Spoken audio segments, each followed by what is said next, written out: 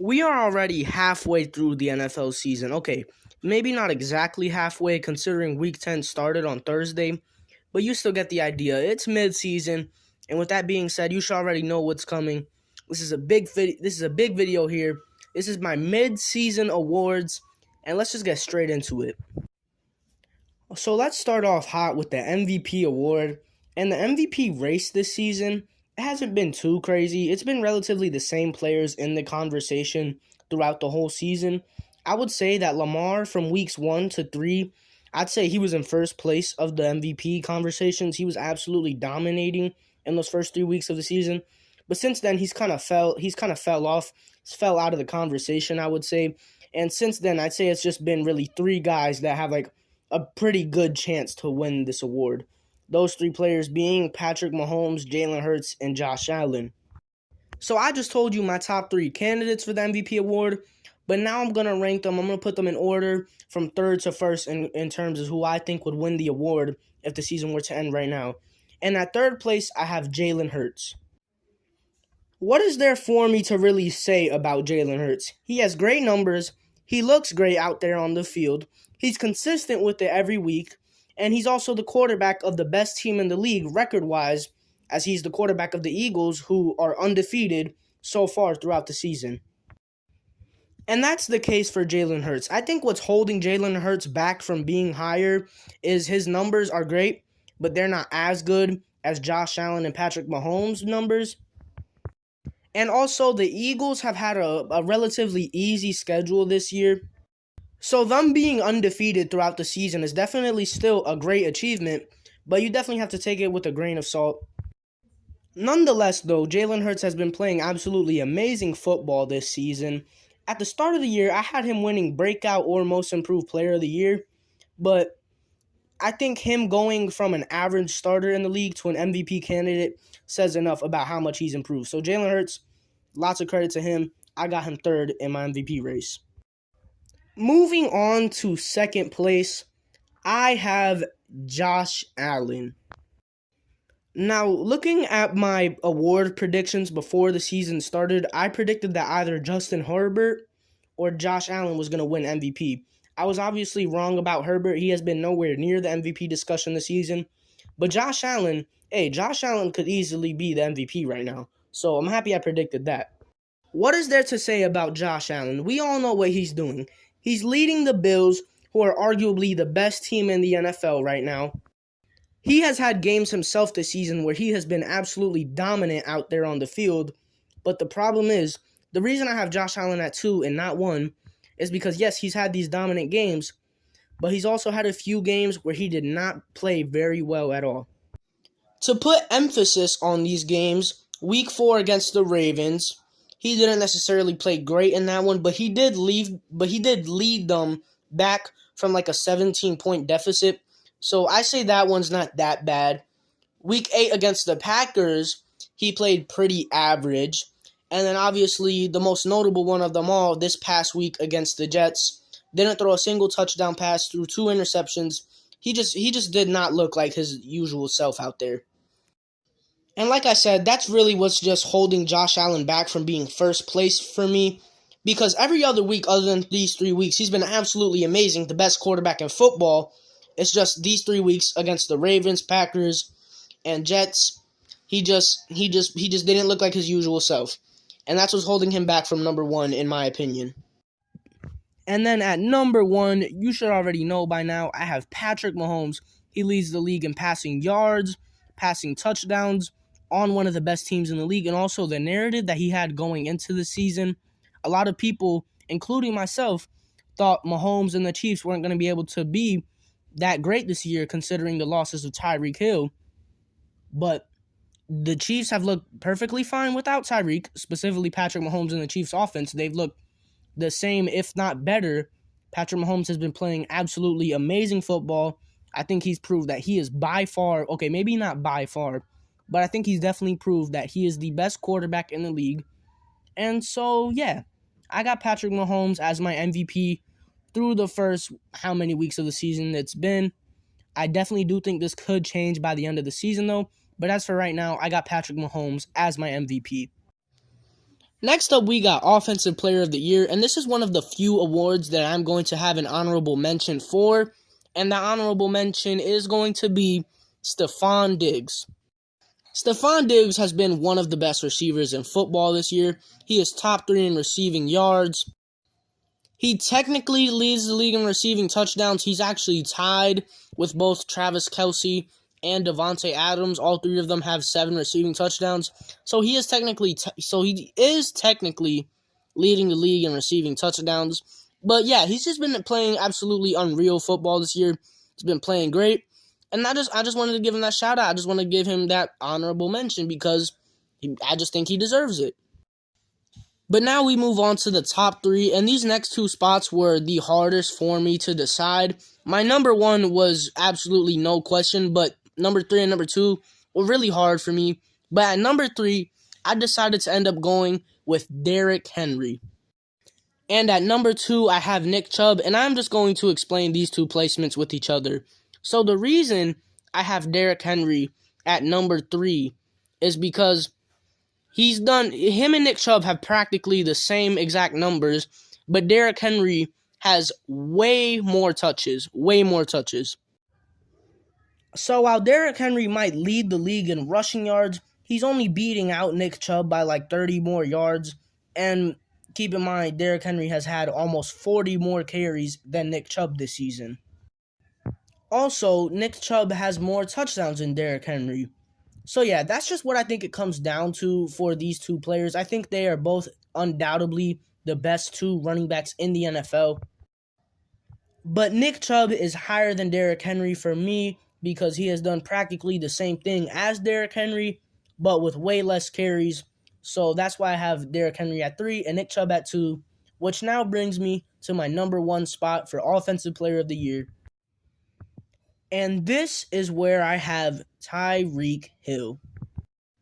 And this is simple. Tyreek Hill leads the league in receiving yards by far. I think Justin Jefferson is second. And I think he's a good 200 or 300 yards away from Tyreek Hill. Tyreek Hill is literally on pace to break a record. He's literally on pace to set history. And if you're on pace to do that, I got to give you Offensive Player of the Year. I got to give it to you. Tyreek also has a little bit of a narrative going for him as he left Patrick Mahomes and the Kansas City Chiefs to go down to Miami and play with Tua.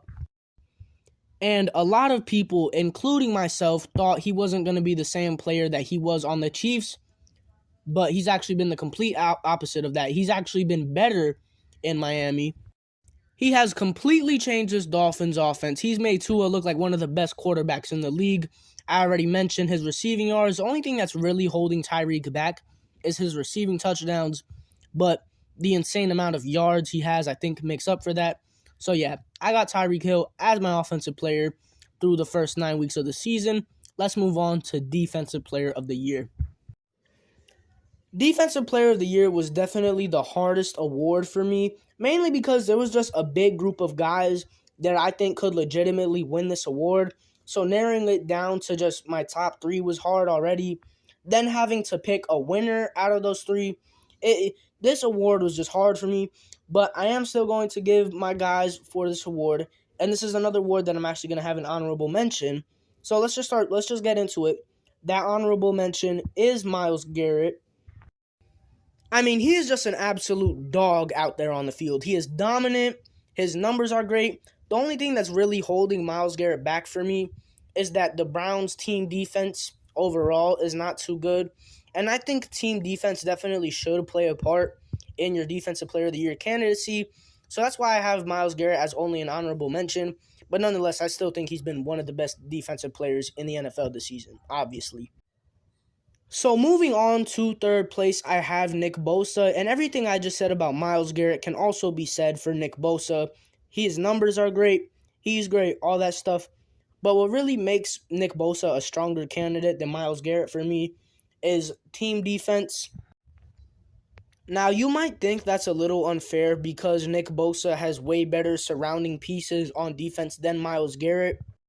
But you can't fault Nick Bosa for that. You still have to go out there and play great. And I think that's exactly what Nick Bosa has done this season. So at third place, I got Nick Bosa.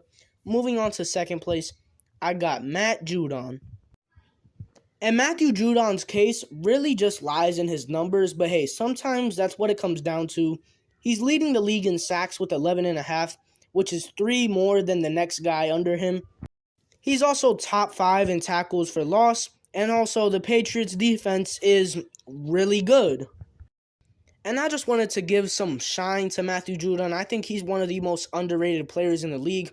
One of the only cool things about the Patriots. And yeah, I don't really got much more to say about Matthew Judon. I mean, if you're leading the league in sacks, I think that's a big enough case for Defensive Player of the Year already. So at second place, I got Matthew Judon. Now let's move on to first place for Defensive Player of the Year. And at number 1, I got Micah Parsons. Micah Parsons is near the top in every defensive stat for his position. Like, you look at all the major defensive stats, and you'll see that Micah Parsons is almost always in the top 5 in these stats. And I just think that goes to show how versatile and how valuable Micah Parsons is. Not to mention, Micah Parsons is also the anchor of the Cowboys defense, which is one of the best defenses in the league. Like, just watching him, you'll know how good Micah Parsons is. He's flying all over the field, making plays left and right. Like I already said, he is the anchor of this Cowboys defense. And he's just so good. He's this good already, and he's only in his second season, which is just crazy to think about. Yeah, Defensive Player of the Year, I got Micah Parsons. Let's move on to both Rookie of the Year awards, starting off with Offensive Rookie of the Year. And before I get into my top 3, I just want to give an honorable mention to Breece Hall. Before he suffered that injury, I thought this guy was going to win Offensive Rookie of the Year. He was balling out for the Jets. He was literally the entire Jets offense through the time that he played. Like, he was doing it all, rushing and receiving. He was literally carrying that Jets offense. And the way he was playing, I had him winning Offensive Rookie of the Year until he unfortunately got injured. So I just wanted to give an honorable mention to Breece Hall there because he was balling out this season. But now let's move on to the top 3. So at third place, I got Chris Olave, and this one's simple. I just think he's been the best rookie receiver this season. Garrett Wilson's close, but I think Olave's been a little bit better. And yeah, there's not much explaining I have to do. Olave's been the best rookie receiver. I think he's on pace for like 1,000 yards. He's just playing really good this year. Best rookie receiver, and I got him at third place. Now, these next two is where it gets interesting. And I'm just going to reveal both of them because I kind of need to explain them with each other. So at number 2, I have Dameon Pierce, and at number 1, I have Kenneth Walker. Now, going into this, I fully thought I was going to have Dameon Pierce over Kenneth Walker, but then I looked into it, and I saw that Kenneth Walker has more than twice the amount of touchdowns than Dameon Pierce has, and Kenneth Walker only has 100 less yards than Dameon Pierce, and Kenneth Walker became the starting running back for the Seahawks in like week 6. Now, Dameon Pierce is an absolute dog. He is a wrecking ball out there on the field. He's one of the few bright spots on a Texans team that is very bad. Dameon Pierce is very good. He's top 10 in rushing yards as a rookie, all that. Dameon Pierce is a beast. But Kenneth Walker is also playing very well, and he's only been the starting running back for a few weeks, while Dameon Pierce has been the starting running back for the full season. And like I said, Kenneth Walker only has 100 less rushing yards than Dameon Pierce. Also, Kenneth Walker has 7 touchdowns compared to Dameon Pierce's 3. And it's honestly just a toss-up between these two. Like, I could go back and forth between them, but I'm deciding with Kenneth Walker as my Offensive Rookie of the Year. We now move on to Defensive Rookie of the Year, and this is another one where I'm just giving an honorable mention. Honorable mention to Aiden Hutchinson. He's definitely been playing good this season. He hasn't been playing like extremely crazy, but he's still been playing pretty good for a rookie this season. So honorable mention to him. But let's move on to my third place, where I have Jack Jones, cornerback for the Patriots. Now, I'm going to be honest, I did not know much about this guy until I went looking for defensive rookies that have been playing good this season, and I saw Jack Jones' name pop up a lot in these discussions. I saw a couple plays and highlights of him absolutely locking stuff down, and I was like, oh yeah, this guy is good. And according to Pro Football Focus, he's been one of the best cornerbacks in the entire NFL this year. So yeah, Jack Jones, I got him at third place. He seems really good. And surprisingly, another cool thing about the Patriots. Second place, I got Tariq Woolen.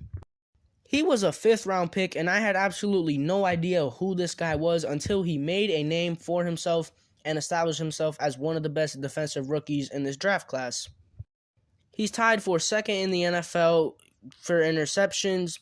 He's got that big playability, and yeah, this guy's made a name for himself. He's really good. I'm just trying to rush through this and get to my first place, and we all know who's first place for Defensive Rookie of the Year. We all know who's winning this. Sauce Gardner. Do I even need to explain myself? I don't think I'm going to. Look, this guy is becoming one of the best cornerbacks, one of the best defensive players in the league already, and he's a rookie. I'm not going to say anything else. Sauce Gardner, Defensive Rookie of the Year. Lock it in. We now have Comeback Player of the Year, and Comeback Player of the Year is by far the most confusing award in the NFL because there's no common criteria for it. Like 1 year, it's whoever came back from an injury. The next year, it's whoever revived their career. Like, it's just such a weird award. But the way I define this award is somebody who has came back from an injury or injuries, and they played really well after these injuries. And with that said, I have Saquon Barkley as my Comeback Player of the Year. I mean, it's simple. The past few years of his career have been derailed by injuries, and this year he has come back to being one of the best running backs in football. So Comeback Player of the Year, I got Saquon Barkley. And this kind of leads into my next award, which isn't really a real award, but it should be. And this is Breakout Player of the Year / Most Improved. And this award is going to Geno Smith, who has completely revived his career and has strongly improved as a quarterback. He went from being a backup quarterback to being one of the best quarterbacks in the league. Okay, maybe not one of the best quarterbacks in the league, but one of the better quarterbacks in the league. Now, is this because of system or coaching? I don't know. Who cares? The dude was a backup his whole career, and now he's playing absolutely great football, and you love to see it. So for Breakout / Most Improved Player, I have Geno Smith. We now move on to Coach of the Year, and this one I'm not going to give any honorable mentions. There's like 4 coaches I could give honorable mentions, but I'm not going to give a single one. I'm just going to give my top 3. And at third place, I have Pete Carroll. Many people, including myself, thought the Seahawks were going to be absolutely garbage this year. We thought they were going to get top 5 pick, finish with like 3 or 4 wins, and they were just going to be garbage. And that is not what they have been. That is not what they have been. They are one of the better teams in the league as they are sitting at 6-3 through the first 9 weeks of the season. And I think that's really all I got to say about that one. If you're a team that has expectations to be one of the worst in the league and you come out to be one of the better teams in the league, I think that goes to show how good of a coach Pete Carroll is. And yeah, I got him third place. But then at second place, I have Brian Daboll of the New York Giants. There's a reason I made this man the outro of my videos until they got copyright claimed. Because if you want to talk about somebody who brought a team with no expectations to glory, that is literally what Brian Daboll is doing this season. Not only are the Giants extremely over-exceeding, but they just have a new personality to themselves. You watch this Giants team and they feel different from their past years, and I think that is due to Brian Daboll. So Brian Daboll, I got at second place, and at first place, I have Nick Sirianni of the Philadelphia Eagles. This is simple.